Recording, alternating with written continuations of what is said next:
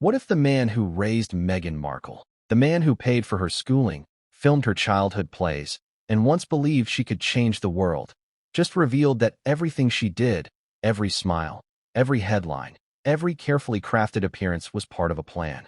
What if that plan wasn't about love or duty, but about legacy, about resurrecting a myth named Diana? Before we continue, please hit the like button, subscribe to the channel, and turn on the notification bell for updates. Thomas Markle didn't plan to become a whistleblower. He planned to be a proud father, walking his daughter down the aisle before the eyes of the world. But that never happened. Instead, years later, the world watched as the father of the Duchess of Sussex sat alone in a modest Mexican home, holding letters, memories, and guilt. Until one day he said enough. When Thomas spoke, the world didn't just listen, it froze. Because what he said wasn't gossip. It wasn't rumor. It was confession. He said Meghan once told him, "Dad, I'm going to use Harry to become Princess Diana 2.0. Now, that single line has blown open one of the biggest royal scandals in modern history. Pause for a moment. Let that sink in. The same man who taught her to dream big, who once worked behind the scenes on Hollywood sets, now claims his daughter dreamed of something bigger than fame. She dreamed of rewriting royal history, of controlling the narrative Diana once lost to the paparazzi and to tragedy. But let's rewind. Before the wedding, before the headlines, before the Netflix deals and Oprah specials, there was a young Meghan Markle, ambitious, bright, and fiercely independent. To the world, she was an underdog who won a prince. To Thomas, she was a little girl who used to sit beside him in the glow of a television set, fascinated by the princess who changed the world with a single touch of compassion. Princess Diana, the woman who humanized royalty, the woman who died chasing freedom from it. Is it possible that even back then, Meghan saw more than a fairy tale? Could she have seen a blueprint? Thomas Markle remembers. He remembers the early signs. The comments, the glint in her eye when fame flirted with her destiny. He remembers a daughter who loved attention, but also knew how to make it love her back. And yet, for years, Thomas stayed silent. Through the tabloids, through the estrangement, through the endless stories of who betrayed whom. But silence is heavy, and when it carries the truth, it eventually cracks. What drove him to finally speak? Guilt? Anger? Or the fear that the woman he raised had become someone the world no longer recognized? Let's go back to the beginning. Picture Thomas Markle, a quiet, aging father, retired from his Hollywood lighting job. He lives a simple life, too simple for royal circles, perhaps, but filled with memories that the world now demands to see. On a table beside him, faded photographs of Meghan as a child, smiling, innocent, wearing her high school crown. A letter from her college graduation. A message that once said, "I love you, Daddy." And beside that, another letter, the one that would end their relationship forever. That contrast is haunting. The father who once lifted her dreams, now buried under the weight of them. To understand the storm that's unfolding, we have to understand how they got here. Because this isn't just a family feud. It's a mirror reflecting the collision of love, fame, and ambition. It's about a daughter who chased her destiny, and a father who realized too late that he was part of the story she wanted to erase. When Meghan Markle entered the royal scene, she wasn't just a new duchess. She was a symbol, a revolution wrapped in couture. The media called her modern, refreshing, the new Diana. The world wanted a heroine, and she gave them one. But behind the cameras, behind the calculated smiles and eloquent speeches, there was a father watching from afar, realizing that this wasn't the daughter he once knew. Thomas Markle's revelation doesn't come from bitterness, it comes from memory. He claims that long before she met Harry, Meghan had studied the art of empathy, the science of image, and the strategy of attention. She knew what Diana's death had done to the world, how it had frozen the monarchy in grief and guilt. And maybe, just maybe, she saw a way to step into that void. Think about that. A woman raised in Los Angeles, surrounded by celebrity culture, entering the most ancient and secretive royal institution in the world, armed not with bloodline, but with branding.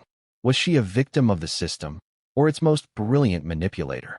That's the question haunting everyone now. According to Thomas, this wasn't just a passing remark. It was a philosophy. Meghan once told him she admired how Diana connected with people, not through duty, but through emotion. And she wanted that power. She wanted that love. But this time, Thomas recalls her saying, "I'll control the story." Powerful words, especially from a woman who would later accuse that same system of breaking her. But here's where the contradiction begins. Meghan's public image has always been built on compassion, activism, and authenticity. Yet the more you peel back the layers, the more you find a masterclass in public relations. Every interview, every appearance, every story crafted with precision. The wedding veil with embroidered Commonwealth flowers. The charity visits with softly lit cameras. The speeches about empowerment delivered from private jets. It's all part of a story, and every story needs an ending. Thomas's version of that story, however, changes everything. He says Meghan's ambition was never to escape the royal world, it was to reinvent it. She wanted to be the modern Diana, but without the tragedy. The adored icon without the collapse. The princess who controls her own script. And maybe that's what scares people most, because she actually came close. Let's not forget, for a while, Meghan Markle was unstoppable. The world's cameras adored her. The monarchy basked in her glow. Even the queen seemed charmed. But ambition has a price, and Thomas insists Meghan always knew that. She once said to him, "Fame isn't bad if you use it for good. But who decides what's good? The one using it, or the ones watching?" As the years went by, Thomas's relationship with Meghan crumbled. It started small, missed calls, delayed responses. Then came control. "Dad, don't talk to the press. Dad, don't speak about me." He obeyed, until he didn't. And that was the beginning of the end. What broke him wasn't the silence. It was the rewriting of history. Seeing himself painted as the betrayer when all he ever did was love his daughter. Seeing Meghan tell the world he caused her pain when, in truth, he says he carried hers. That pain became fuel for truth. And now, that truth is detonating across the UK. Every headline, every broadcast, every whisper in Buckingham corridors now circles back to one chilling claim. Meghan told her father she would use Harry to become Princess Diana 2.0. So let's explore what that means. To the monarchy, it's betrayal. To her supporters, it's ambition. To Thomas Markle, it's prophecy fulfilled. Because look at the evidence. The global tours echoing Diana's. The humanitarian speeches. The high-gloss magazine spreads that frame her as misunderstood, mistreated, martyred. The tell-all interviews designed to expose the firm. Every move echoes the late princess, not as imitation, but reincarnation. And yet, the irony is brutal. Diana's light came from sincerity. Meghan's, Thomas says, from strategy. She learned how to act, how to play the role, he admits softly in one interview. But she forgot who she was acting for. The world, he says, sees the performance. He sees the director behind it. Still, not everyone believes him. Some call him bitter, jealous, irrelevant. Others see a father destroyed by fame's collateral damage. But even skeptics can't deny one thing. Thomas Markle knows his daughter. He knows the tone in her voice when she's hiding something. He knows when a smile isn't real. And he knows that when she said she'd become Princess Diana 2.0, it wasn't a joke. It was a plan. But why now? Why reveal this after so many years? Maybe because time has a way of stripping illusions. Because the fairy tale has cracked, the documentaries have aired, the sympathy has faded. And what's left is the truth no PR team can spin. Behind every royal scandal is a family. And behind every family, someone who finally breaks the silence. And now, the silence has shattered. As Thomas speaks, old wounds reopen. Meghan's friends scramble to defend her. Royal insiders whisper of crisis meetings. The press dissects every word, every tone, every implication. It's not just gossip, it's legacy at stake. Because if what Thomas says is true, then Meghan's story isn't about love conquering tradition. It's about ambition conquering everything. And yet, there's a haunting sadness in his words. "I still love her," he says, "but I don't know who she became." You can hear the tremor of regret in his voice, the sound of a man realizing that the daughter he raised to reach for the stars ended up building a throne instead. For Thomas, this is not revenge. It's release. A final attempt to tell his side before time erases it. But for Meghan, it's war. Because in the royal game, image is everything. and Thomas just broke the mirror.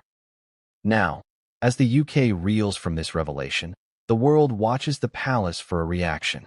Will they deny? Will they defend? Or will they let silence speak again? One thing's certain, nothing about this family will ever be seen the same way again.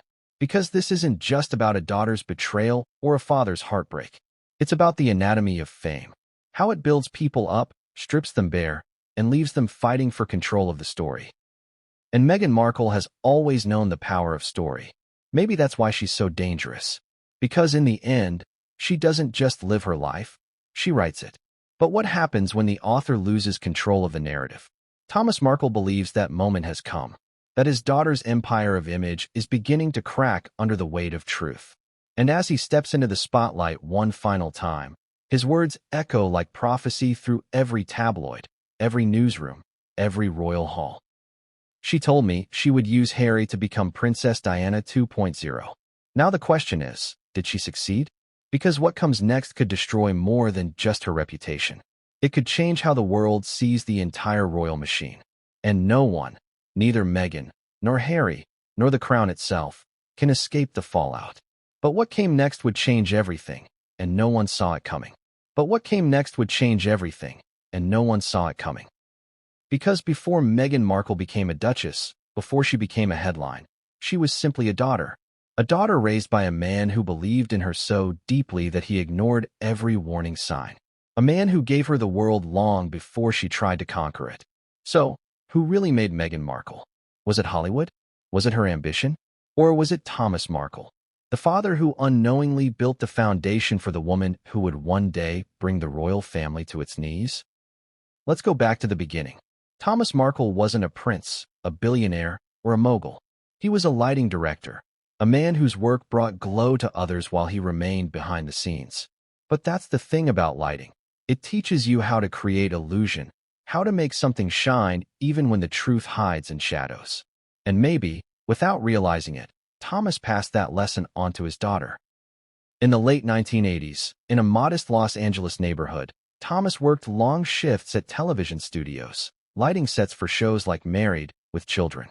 Meghan, his little girl, would often tag along, her eyes wide with wonder. Cameras, makeup, actors pretending to be people they weren't. A world where appearance ruled everything.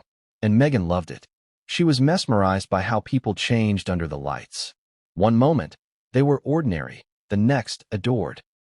She watched her father make it happen, flick of a switch, shift of a spotlight, and something in her young mind clicked.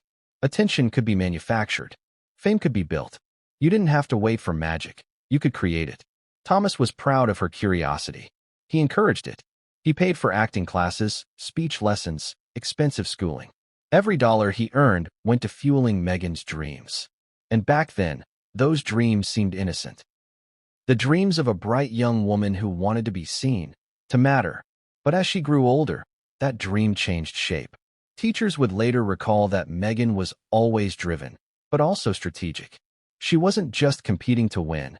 She was studying the game. She knew which teachers to charm, which students to align with, how to present herself as the perfect blend of confidence and humility. She wasn't manipulative, not yet, but she understood perception. Thomas saw her ambition and mistook it for hunger. He thought she wanted to succeed because she wanted to make a difference. In truth, she wanted something deeper, control.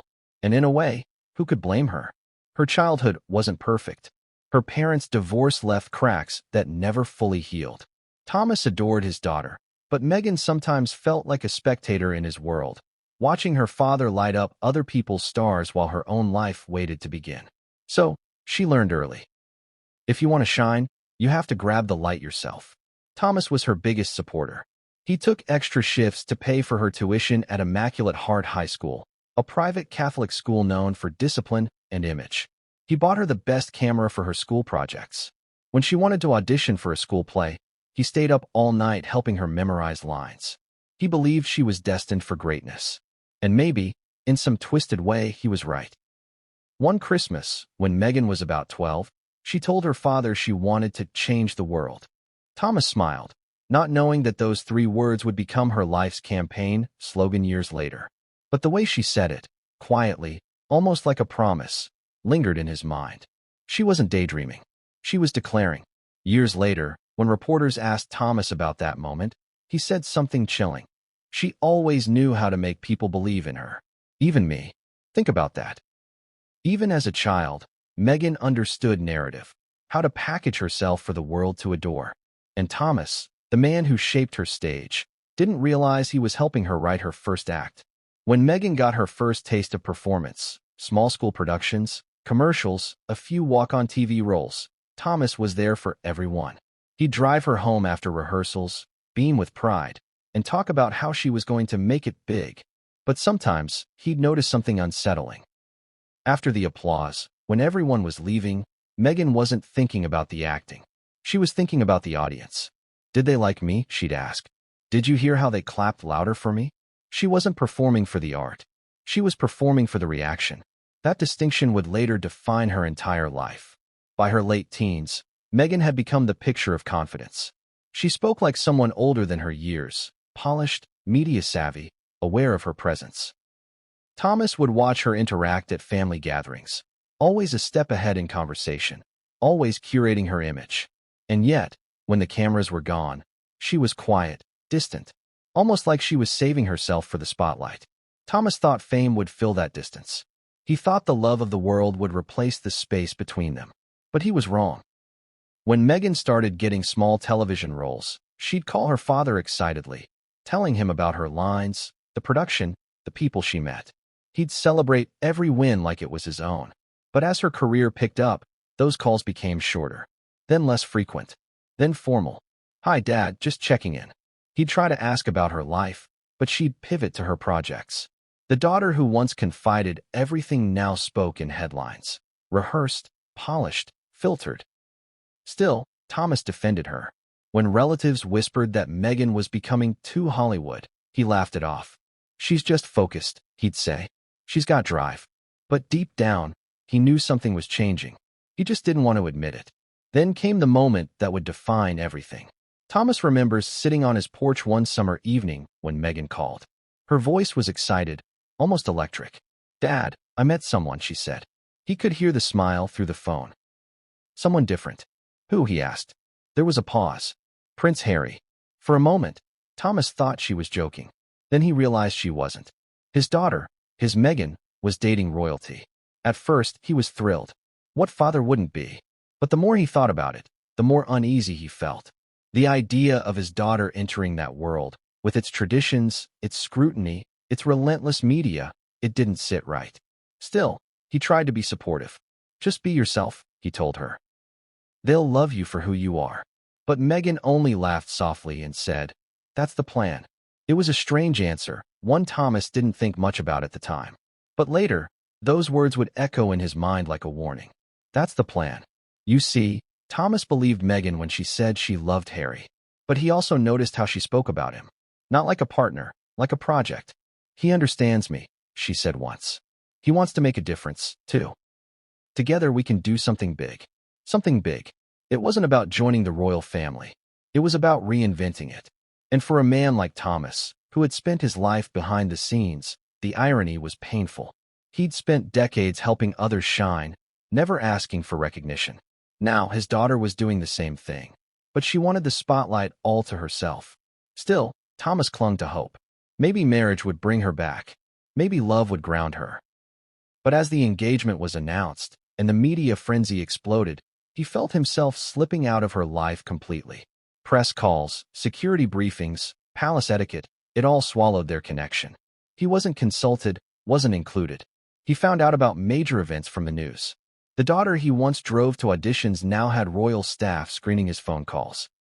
The first time he realized she had truly changed was when he saw her on television, giving her first post-engagement interview. She was radiant, perfectly composed, answering every question with charm and grace. But Thomas noticed something chilling. It wasn't her smile. It was her eyes. She wasn't nervous. She wasn't emotional. She was performing. When the interviewer asked about Diana, Meghan's tone softened. She's an inspiration, she said, pausing just long enough to seem sincere. I think about her often. And there it was, the line that would haunt Thomas. Because he'd heard it before. Years earlier, long before Harry, Meghan had told him something similar. only with less reverence and more calculation. People love Diana because she made them feel seen, she once said. If you can make people feel like that, they'll forgive anything. Thomas had brushed it off as a young woman's fascination. But now, watching her smile through the camera lens, he realized it wasn't fascination at all. It was a plan unfolding in real time. He turned off the TV that night, sat in silence, and whispered to himself, "She's doing it." Still, he hoped he was wrong. But the calls stopped. The letters stopped. The relationship, the real one, faded into memory. And for Thomas, who had spent his life giving light to others, his own world dimmed into loneliness. Yet through all the pain, through the heartbreak, he still defended her publicly. "She's my daughter," he told reporters. "I love her. I'm proud of her." Even when he was mocked, even when tabloids twisted his words, even when Meghan's team portrayed him as unreliable, he stayed silent. Because fathers do that. They protect their children, even from the truth, until the truth refuses to be hidden. Thomas says it was one letter that changed everything. A letter from Meghan, written after the wedding, filled with carefully chosen words and colder subtext. In it, she accused him of betrayal, of speaking to the press, of embarrassing her. But what struck him most wasn't the anger, it was the distance. It didn't sound like his daughter. It sounded like a press release. That was the moment Thomas realized the daughter he raised was gone, replaced by someone sculpted by fame, ambition, and royal machinery. And as he reread that letter, a memory came flooding back. Meghan, years earlier, sitting at his kitchen table, saying, "Dad, I'm going to be bigger than any princess." He laughed at the time. Now he wasn't laughing, because she had done exactly that. But the cost? Everything. Thomas Markle didn't set out to make a star. He set out to make a daughter happy, to give her the tools to build her dream. He just never imagined the dream would grow large enough to erase him. And as he looks back on those years, the laughter, the pride, the quiet warnings he ignored, he can't escape one truth. He helped create the very person who would later shut him out. The father who made a star was also the man she left behind in the shadows. But what came next? The confession that would turn whispers into headlines. Would make even his heartbreak look small. Because in the next chapter, Thomas reveals the one moment he realized Meghan's obsession wasn't just about fame, it was about legacy. And it all began with a school essay that predicted her future. The essay that proved Meghan Markle always wanted to become Princess Diana 2.0. It all began long before Harry. Long before the castles, the cameras, and the chaos. Before Meghan Markle became a duchess, she was just a little girl sitting cross-legged on her bedroom floor with a notebook in her lap. A notebook that, years later, would read like prophecy. Because tucked inside those pages was an essay that would one day send shivers down her father's spine. An essay that would reveal what she truly wanted, not just to be famous, but to be remembered. So, who was the real Meghan Markle before the world knew her name? Was she a sweet dreamer from Los Angeles? Or an architect quietly drawing the blueprint for her future crown? Let's go back to when the spotlight was still just a wish. Thomas Markle remembers the smell of old paper and pencil shavings in Meghan's childhood room. She loved writing stories, little plays, short speeches. She'd perform them for her dolls, then for her dad. She'd stand tall, holding a hairbrush like a microphone, speaking about kindness, leadership, and changing the world. At first, it was adorable, a young girl pretending to be important. But what Thomas didn't realize was that these performances weren't pretend. They were practice. Meghan watched everything. She observed how adults responded to tone, posture, and emotion. If she cried too soon, she'd adjust it next time. If she smiled too wide, she'd soften it. It was instinctive, her own personal training in image control. By the time she was 10, she wasn't just acting. She was directing herself. Teachers at Immaculate Heart later recalled her as confident, articulate, and always aware of her reputation. Meghan wasn't the kind of kid who just wanted to do well, one former classmate once said. She wanted to be seen doing well. And then there was that essay. It was for a class project on influential women. Most students picked scientists or politicians. Meghan chose Princess Diana. She wrote about Diana's compassion, her ability to connect with strangers, her tragic loneliness. But between the lines, there was something else, something Thomas couldn't shake. The essay didn't read like admiration. It read like aspiration. "She isn't just a princess," Meghan wrote. "She's the most powerful woman in the world because she doesn't have to rule people to move them." Thomas kept that paper for years, folded neatly in a drawer. It was beautiful, but also unsettling. "She wrote it like she wanted to be her," he later said. Think about that. A little girl from California writing about a royal figure who'd mastered the art of empathy and media influence, decades before meeting the man who'd make her a princess herself. Coincidence? Maybe, but maybe not. Because as Meghan grew, her fascination with Diana didn't fade. It evolved. She studied the documentaries, the interviews, the photos of Diana hugging AIDS patients, comforting orphans, crying in public. "People love when she's real," Meghan once told a friend in high school. "They love when she's hurting, but still smiling." It wasn't cruelty. It was calculation. She understood that vulnerability could be currency, and she learned how to use it. When she felt overlooked at school, she'd write essays about feeling different, about her mixed heritage, about injustice. They were heartfelt, yes, but they also drew attention, sympathy, validation. She didn't want to disappear into the crowd. She wanted to own it. Thomas noticed this too. He'd receive calls from teachers praising Meghan's eloquence, her leadership in social causes. He'd beam with pride. "That's my girl," he'd say. But deep down, a part of him wondered, was she doing this out of conviction or performance? One story stands out in his memory. At 12, Meghan came home upset after seeing a sexist advertisement on TV, a dish soap commercial that claimed women all over America are fighting greasy pots and pans. She wrote a letter to the company demanding they change the slogan.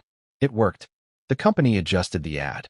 Everyone called her a prodigy, a young activist in the making. Thomas was thrilled, but he remembers one small moment others missed. After seeing the news report about her letter, Meghan turned to him and whispered, "They listened because I made it sound like everyone was watching." It wasn't luck. It was strategy. Even as a child, she knew how to get the world's attention and keep it. So, while Thomas saw an idealist, Meghan was already studying optics. She wasn't chasing kindness. She was learning how to brand it.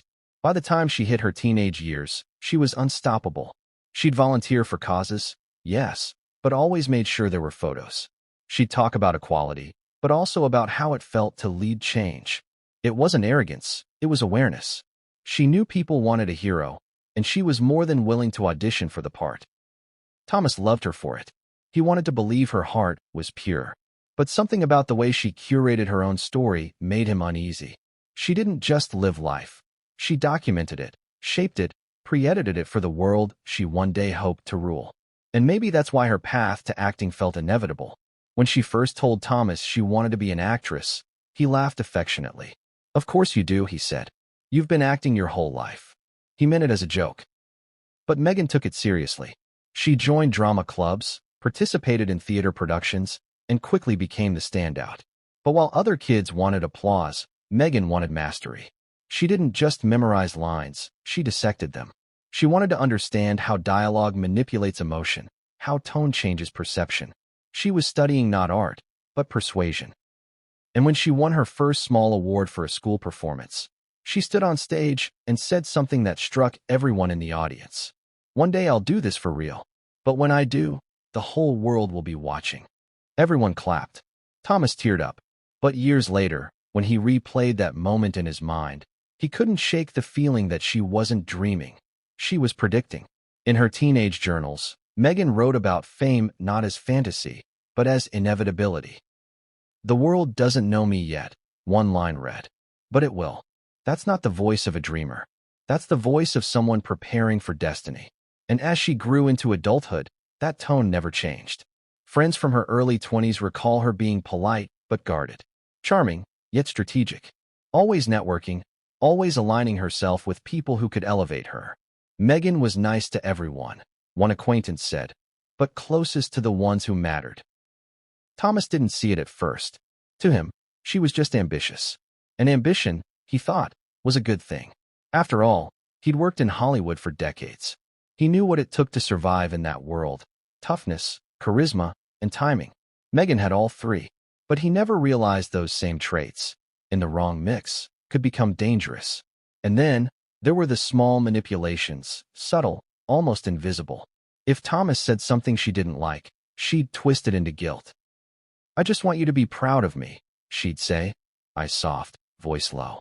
And he'd melt, every time. When she wanted something expensive, a new dress, a new camera, she'd couch it in purpose. "It's for my career, Dad. It'll help me get noticed." And somehow, he'd always find the money. He thought he was investing in her dream. In truth, he was funding her future empire. Years later, when he'd recall those moments, he'd say, "She always knew how to make you feel like you were part of her success, even when she was leaving you behind." That duality, warmth and distance, vulnerability and control, became her greatest weapon. It's what made people trust her, even when they shouldn't have. And so, as Meghan entered college and then Hollywood, the pattern only deepened. Every rejection became a headline in her mind, every victory a building block. When she landed a small role on the TV show Suits, Thomas was overjoyed. "You've made it," he told her. But she just smiled and said, "Not yet." It wasn't fame she wanted. It was legacy. That word again. Legacy. And the essay from her childhood, the one about Princess Diana, started to haunt Thomas. Because as Meghan's fame grew, her life began to mirror the woman she'd written about. The poised interviews, the empathy narratives, the carefully staged humanitarian efforts. It was uncanny. When she gave her first magazine interview, she quoted Diana. When she launched her lifestyle blog, she called it a platform to empower women to live authentically, words that sounded eerily like the princess she idolized. Even her poses, the hand clutching her coat, the tilt of her head, the faraway gaze, echoed Diana's photo shoots. Coincidence? Or choreography? Thomas wasn't sure anymore. But the more he watched, the more convinced he became that Meghan wasn't just influenced by Diana. She was consciously reconstructing her. And then came the phone call that confirmed it. It was years before Harry, long before any royal connection. Meghan called her father one night, excited. She'd landed a new acting role, small, but meaningful. "Dad," she said, "it's starting." This is how she did it. She made people feel something first. "She?" Thomas asked. "Diana," Meghan replied. He laughed softly. "You're not Diana, sweetheart." But her response froze him. Not yet. It was half joke, half truth. But in hindsight, it feels like prophecy fulfilled. Because everything that came after, the love story, the wedding, the scandals, all trace back to this phase of her life, the young woman studying how to turn empathy into empire. Thomas would later describe it perfectly. She was building a character, even then, he said, and she became very good at it. And yet, despite the growing unease, he still loved her fiercely. He still saw the little girl with a notebook, dreaming of changing the world. But the world she wanted to change was already starting to look suspiciously like her own reflection. And maybe that's what hurt the most. Because Thomas realized too late that Meghan didn't just want to be loved. She wanted to be worshipped. She wanted the devotion Diana had, but without the consequences. She wanted the fairy tale, but with full creative control. And she would stop at nothing to get it. As Thomas watched her climb, he began to sense the distance grow again. The more famous she became, the smaller his place in her life felt. Calls turned into texts, then into silence. Until one day, she called with words that would make his heart drop. "Dad, I've met someone." He smiled. "Someone special?" A pause. "Someone important." That was all she said. And that was all it took to set the next chapter in motion. The one where the ambitious child finally met her prince. But for Thomas Markle, it wasn't the beginning of a fairy tale. It was the beginning of a slow-burning nightmare. Because soon, he would discover that the little girl who once dreamed of being Diana had finally found her way into the palace. And this time, the stage lights were blinding. And what she said next, years later, would make him wish he'd never encouraged her to dream at all. Because the next revelation, the one tied to that childhood essay, wouldn't just haunt him. It would shake the world. And that revelation begins with one eerie discovery. The forgotten essay that predicted her destiny. The one that proved Meghan Markle wasn't becoming Princess Diana by accident. She was following a script, and Thomas was about to uncover it. It was supposed to be a simple box of childhood memories. Old school books, photos, cards, and notes. The kind of sentimental clutter every parent keeps in a closet for too long. But when Thomas Markle opened that box years later, he found something that would stop him cold. A school essay. Faded ink. Childlike handwriting. Title: The Woman Who Changed the World. The subject: Princess Diana. He had read it once, years ago, when Meghan was still his little girl, proud, eager, and full of wonder.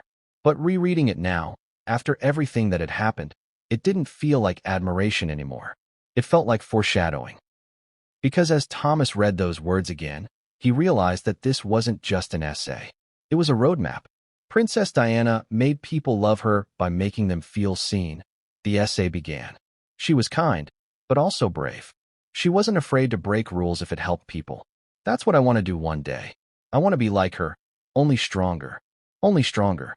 Thomas sat back in his chair, staring at that line. His daughter hadn't written this like a fan. She'd written it like a student studying a master class. At the time, he'd smiled and called it beautiful. He'd even shown it to his colleagues at the TV studio. "Look," he told them, "my girl wants to change the world." They nodded, impressed. But now, decades later, those same words read like a prophecy she had quietly fulfilled. The more he read, the colder he felt. She didn't just want to be a princess, Thomas later told a reporter. She wanted to be the princess. The one everyone talks about. Even when she was 12, she already knew how power worked. She didn't want to wait for it to find her. She wanted to create it. And that was the eerie part. She did. Think about it. Meghan's entire journey mirrors the very woman she idolized in that essay. A humanitarian image. The outsider narrative. The victim-turned-icon. The fashion statements that double as political messages. Even her famous speeches about compassion echoed the princess's tone. Coincidence? Or calculated destiny? Thomas wasn't sure anymore. But what he knew, without a doubt, was that Meghan had planned her image long before the world ever saw it. And the essay proved it. When he first read it back then, she was just a girl sitting at the kitchen table, chin resting on her hand, pen scratching across lined paper. She'd pause now and then, thinking deeply, as if she already knew these words mattered. When she finished, she handed it to him shyly. "You think it's good?" He smiled. "It's more than good." But there was one part that had struck him even then. A line so specific it almost seemed out of place for a child. Diana had the power to change what people felt about royalty. She made it human again. But if I ever had that chance, I'd make it permanent. Make it permanent. That phrase echoed in Thomas's head for years, until Meghan's royal wedding, when he realized what she meant. Because that's exactly what she tried to do. When Meghan joined the royal family, she didn't just marry into history. She tried to rewrite it. And for a while, she succeeded. But back in that childhood essay, the ambition was already there, hidden in plain sight. Thomas kept that essay safe, tucked between old report cards and baby photos. He never knew it would one day feel like evidence. Evidence of intent, of vision, of premeditated identity. Because the truth is, Meghan Markle didn't stumble into being Princess Diana 2.0. She manifested it, line by line, dream by dream, decades before Harry ever appeared. When she watched old footage of Diana as a teenager, she wasn't just moved, she was studying. The way Diana spoke softly, but with conviction. The way she tilted her head to seem humble. The way her eyes glistened just enough to suggest empathy without breaking composure. These were techniques, not coincidences. And Meghan learned them all. By her early 20s, she'd already developed the same public rhythm. She'd smile with her mouth, but not her eyes. She'd pause dramatically before every heartfelt sentence. She'd use silence like punctuation. Every move rehearsed. Every moment designed for effect. Thomas saw it, but refused to believe it. "She's just nervous," he'd tell himself. "She's learning how to handle the spotlight." But deep down, he knew. He recognized the same careful control he used to see on film sets. Actors who could cry on cue, shift tone mid-scene, or fake sincerity until it felt real. And Meghan had mastered it before she ever stepped in front of a royal camera. Thomas often wondered, where did the real Meghan end and the performance begin? He couldn't tell anymore. Because when he looked back at that essay, he realized something even more chilling. She hadn't just studied Diana's kindness. She'd studied her power through pain. Diana's suffering made her untouchable. Her humanity became her armor. Meghan saw that pattern, and perhaps, even unconsciously, replicated it. The compassionate duchess who'd endured racism, media cruelty, betrayal. the misunderstood wife fighting against an archaic institution, the survivor of royal pressure. Every chapter of Meghan's public life reflected Diana's arc, except this time, Meghan was controlling the story. And it all started with that essay. But how did Thomas rediscover it after all those years? After Meghan's wedding, the one he didn't attend, Thomas found himself going through old boxes of her things, looking for comfort. Photos, letters, notes, relics of a relationship that once meant everything. That's when he found the folder marked school. Inside, neat handwriting and teachers' comments in red ink. Then, halfway through, the essay about Diana. He sat down at the table, read it once, then twice, then again. With each word, his heart sank further. Because it wasn't just admiration. It was intent. "I will help people see the royal family differently," she wrote. "I will show that being royal doesn't mean being distant. It means being real." Thomas whispered aloud. She really believed this. But belief, as he'd learned, can be dangerous when mixed with obsession. That essay, to him, became a symbol, the origin of everything. The reason why she sought out influence, why she married into royalty, why she controlled her image so fiercely. It wasn't just love. It was legacy. And maybe that's why, when she met Prince Harry years later, she didn't see a man. She saw opportunity. Thomas didn't want to think that way. He wanted to believe his daughter fell in love. But the evidence, her own words, her own handwriting, painted a different picture. It was all there, written in a 12-year-old scrawl, waiting for its moment to come true.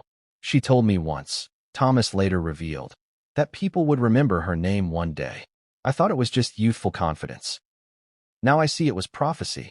That realization broke something inside him, because it meant that even their warmest memories might have been part of the script.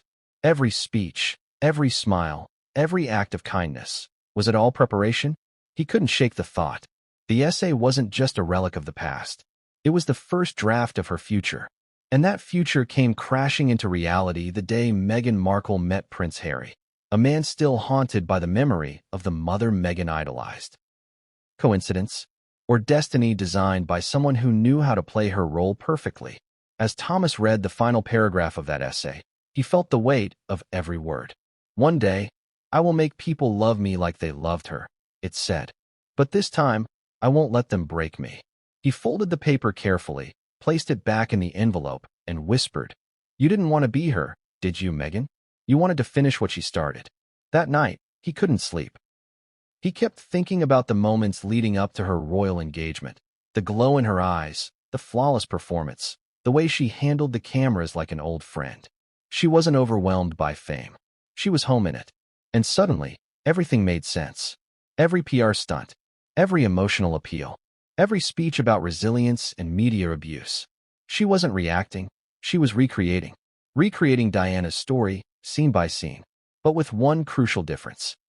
Diana became beloved because she was broken by the system. Meghan became powerful because she used the system. And that realization terrified Thomas. Because if Meghan could plan her destiny with such precision, what else could she plan? How much of her life, and his, had been calculated from the start? He tried to tell himself it was just coincidence, a father's imagination. But deep down, he knew better. The essay wasn't imagination. It was instruction. And as the media frenzy around Meghan and Harry grew, that instruction came to life in real time. The adoration, the controversy, the victimhood, the reinvention, all unfolding exactly as his daughter once wrote. Now, the box sat open on his table, that essay resting on top like an accusation. The handwriting looked so innocent, so naive. And yet, in the light of everything that followed, it was chilling. And as Thomas stared at it, he realized something else. This essay wasn't meant to be hidden. Meghan had written it to be found. Maybe not by him, but by the world. It was her manifesto before she even knew she'd need one. And Thomas Markle, the father who once proudly stored it as a keepsake, now saw it as evidence of the moment his daughter began rehearsing for royalty. But the most haunting part wasn't what was written. It was what was missing. Nowhere in that essay did Meghan mention love. Not once. It wasn't about kindness, not really. It was about influence, about legacy, about control. And years later, that control would reach its peak in a relationship that would make her dream come true and destroy her family forever. Because what came next wasn't an essay. It was an audition. An audition that would lead her straight to Prince Harry, and to the moment when she'd finally whisper to her father the words that turned a dream into a scandal. I'm going to use Harry to become Princess Diana 2.0. But before that fateful confession, Thomas would begin noticing signs, subtle, chilling shifts in Meghan's tone and choices that proved the essay had come alive. And what he discovered next would confirm every suspicion he'd tried to ignore. Because the next chapter would reveal how that childhood fantasy became an adult plan. And once again, Thomas Markle would be there to witness the transformation, this time knowing exactly what it meant. Because this wasn't just about fame anymore. It was about destiny and the cost of creating it. What he saw next would make him realize his daughter wasn't chasing Diana's light. She was trying to control it. And it started the day she met Harry. It started like every fairy tale we've been told since childhood. A prince meets a beautiful woman, their eyes lock, the world swoons. But this wasn't a fairy tale. Not really. Because in this story, the prince wasn't the one choosing the princess. The princess had already chosen the role and written the script long before he entered the scene. When Meghan Markle met Prince Harry, it wasn't fate. It was timing. Perfect, cinematic timing. The essay, the ambition, the branding, it had all led to this moment. And in the royal world, timing is everything. But let's rewind to the night that changed everything. It was 2016. Meghan was already a working actress, best known for her role on Suits. She had style, intelligence, and a growing fan base. But something was missing. Something that no Hollywood fame could buy: legacy. Across the ocean, Prince Harry was struggling. The shadow of Diana still loomed over him. The press called him the lost prince, the rebel royal, the grieving son. He'd been through scandals, heartbreaks, and bouts of isolation. He was searching, not for a woman, but for meaning. And then, as if by magic or design, their worlds collided. Friends say the two met through a mutual acquaintance at a private dinner. Meghan later described it as an instant connection. But to Thomas Markle, it always sounded rehearsed. She used that phrase a lot, he once said. Instant connection. But my daughter never did anything instantly. She planned everything. Was it love at first sight? Or opportunity disguised as romance? To understand that, you need to look at who they were at that moment. Harry, vulnerable, looking for a woman who could heal what fame had broken. Meghan, ambitious, looking for a man who could turn her into history. He wanted to be understood. She wanted to be remembered. Perfect match, or perfect casting. Their first dates were quiet, private, shrouded in secrecy. The palace wasn't involved yet. The tabloids didn't know. And during those early weeks, Meghan wasn't just falling for Harry. She was studying him. She learned his pain, his triggers, his relationship with the press, his unresolved grief over Diana. And she used it, not cruelly, but consciously. When he spoke about his mother, Meghan would listen with tears in her eyes. I can't imagine what that was like for you, she'd say softly. But maybe it happened so you could make a difference now. Those words sealed it. She wasn't just sympathetic, she was spiritual. She didn't just comfort him, she gave his pain purpose. And for Harry, that was irresistible. For years, he'd felt lost in the royal machine, defined by tragedy. Now here was someone who saw him as more than a prince, someone who promised to help him rewrite his story. But what he didn't realize was that she was rewriting hers at the same time. Thomas Markle remembered the phone call like it was yesterday. Meghan's voice was bright, almost trembling with excitement. Dad, I've met someone, she said. That's great, he replied. Who is he? A long pause. Then, almost casually, Prince Harry. He laughed at first, thinking she was joking. But when she stayed quiet, his smile faded. You mean? Diana's son? Yes, she said. We're keeping it private for now. But it feels big, Dad. Really big.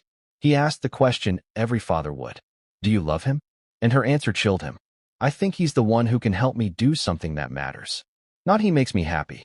Not he completes me. He can help me do something that matters. At the time, Thomas didn't understand what she meant. But years later, after the interviews, the documentaries, the fallout, he did. Harry wasn't just her partner. He was her mirror, the living link to the woman she'd idolized since childhood. The son of the very princess she'd studied, quoted, and promised to emulate. Diana 2.0.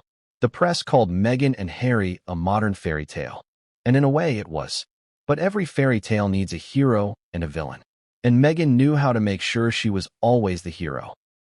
From the beginning, she positioned herself as the outsider, the underdog who had to earn her place. It was genius. Every story about her became an emotional hook.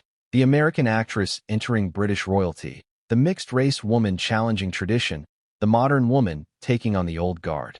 And behind the scenes, she played the role to perfection. When meeting royal staff, she was polite but commanding. When speaking to reporters, she struck the balance between warmth and distance. When Harry looked uncertain, she took control. She knew what to say, what to wear, how to hold herself, Thomas later said. It was like she'd studied every move before she made it. Of course, she had. Even her wardrobe choices seemed strategic, neutral colors that mirrored Diana's early royal appearances. Modest cuts, soft fabrics, the perfect, accessible princess aesthetic. She wasn't copying Diana's look. She was inheriting it. And the public adored her. The headlines called her the People's Duchess. The crowds cheered for her like she was royalty reborn. But while the world was falling in love, something inside the palace was shifting. Harry's family didn't know what to make of her. She was charming, yes, but different, too confident, too modern, too prepared. And behind closed doors, whispers began. She's rehearsed. She's performing. She knows exactly what she's doing. Thomas Markle didn't need palace gossip to see it. He could see it in her interviews, her posture, her calculated pauses. The daughter he'd raised to dream big had become a woman who turned dreams into tactics. He told a friend, she's not marrying a man. She's marrying an idea. And that idea was Princess Diana. You could see it everywhere. Meghan holding hands with children on tours. Meghan giving emotional interviews about just trying to survive. Meghan looking tearful in public, yet poised enough to let the cameras catch it. It was the Diana template: sympathy, humanity, heartbreak, remixed for a new generation. But here's where it gets darker. According to Thomas, this wasn't coincidence. He claims Meghan once told him, long before the engagement, "If I ever marry Harry, I'll finish what Diana started." He'd laughed at the time, thinking it was a bold joke. But when he repeated those words years later, they sounded like prophecy. Finish what Diana started. What did she mean? To Thomas, it became clear. Meghan didn't just want to be Diana 2.0. She wanted to complete Diana's unfinished mission, to outshine the monarchy and control her own story. The moment Meghan entered Harry's world, she began reshaping it. She convinced him the press was out to destroy them, that his family didn't understand them, that their love was bigger than the institution itself. It was the perfect storm: his trauma, her ambition, and a media eager for drama. Together, they created a new brand. Not royal, but revolutionary. But it came at a cost, because to build that brand, something, or someone, had to be sacrificed. And that someone was Thomas Markle. When the engagement was announced, Thomas was proud. He imagined walking his daughter down the aisle, a quiet man in a loud moment. But as wedding plans unfolded, communication faded. Calls went unanswered. Emails came from staff, not from Meghan. Everything felt corporate. And then, just days before the wedding, it all collapsed. Tabloid photos surfaced of Thomas allegedly staging pictures for money, photos that the palace claimed embarrassed Meghan. He tried to explain. He said he didn't understand how manipulative the media could be. But Meghan's response was cold and distant. Instead of empathy, he received silence. Instead of comfort, a PR statement. That was when Thomas realized something heartbreaking. He wasn't part of the fairy tale anymore. He was the cautionary tale. And he knew why. Because in the perfect story Meghan was creating, the one where she becomes Diana reborn, there was no room for an imperfect father. And so he was erased. When the wedding took place, the world watched as Meghan walked alone for half the aisle. The narrative was poetic, an independent woman breaking tradition. But for Thomas, watching from a hospital bed, it was agony. She didn't just cut me out, he said later. She replaced me with symbolism. The audience saw empowerment. He saw abandonment. After that day, Thomas tried to reach her. Letters. Messages. Please. But she never responded. He didn't even get a call after her first pregnancy announcement. The daughter who once called him the best man I know, now treated him like a liability. And yet, even then, Thomas stayed silent. Until one night, he couldn't anymore. He was watching a documentary where Meghan spoke about her difficult family life. She described feeling unsupported and alone. Thomas's heart broke. "That's not true," he said aloud to the TV. "I was there for you. I always was." But then, the interview took a turn.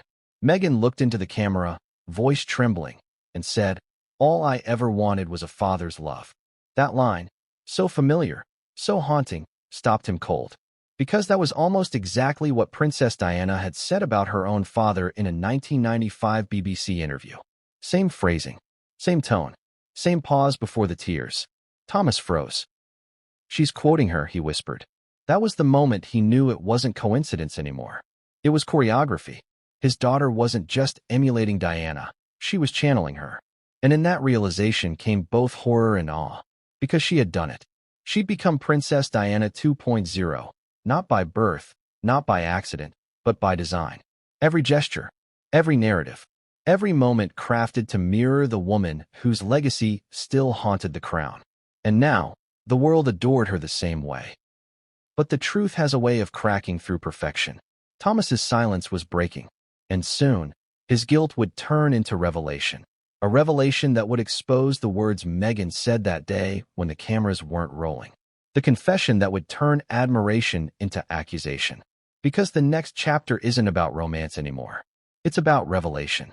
And it begins with a late-night phone call that Thomas Markle will never forget. The call where Meghan Markle whispered the words that would echo through history. It was late. The kind of late where silence feels heavy, and the only sound in Thomas Markle's modest Mexico home was the hum of the refrigerator and the restless chirp of crickets outside his window. He wasn't expecting a call that night. Not anymore. Not from her. But then his phone lit up. The name flashed across the screen, Meghan. For a moment, his heart stopped. He hadn't heard from her in weeks, maybe months. Every missed call had turned into another layer of ache. But now, she was calling. His daughter. His little girl. He answered on the first ring. "Meg." Her voice came through soft, but strained. "Dad, I need to talk to you. But you can't tell anyone I called." And just like that, the quiet night cracked open. Thomas leaned forward, anxiety flooding him. "Of course, sweetheart. What's wrong?" A long pause.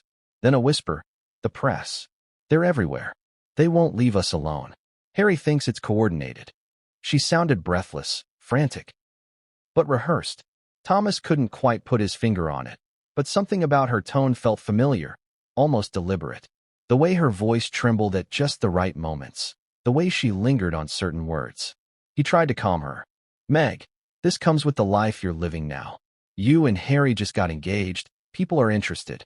"No, Dad," she interrupted sharply. "You don't understand. This isn't interest.